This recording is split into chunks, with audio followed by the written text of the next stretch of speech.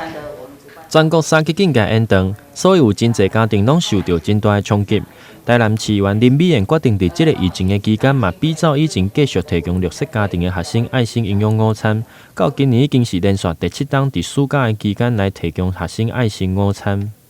除了这些协同，我们会去更加的，就是我们去好好的照顾他们之外，因为我们这边所有的名单都是透过学校通报过来的，通过学校通报过来。那这段时间，如果我们社会还是有人在你第三公需要关怀的地方，需要在这个就是在这午餐的一个部分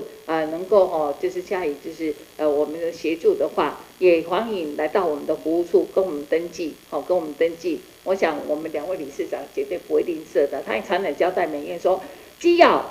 要一定会说需要咱的时阵，我们随时把双手打开，欢迎他们我们就是大家来这多照顾这些需要关心的人啦。有些家长甚至于是因为工作的关系，他们没有办法，然后继续在工作，或者是说他们要照顾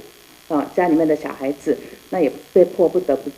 在家请假照顾孩子。这摆市议员甲台南市妇女联合会、康黄金慈善爱心会，佮有中华九子慈善会，共同来发起长期提供绿色儿童营养午餐的计划，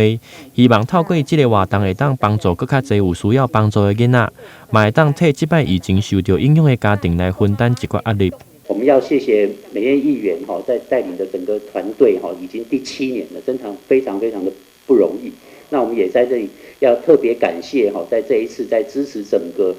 暑假期间弱势学童的午餐方面的所有的社会人士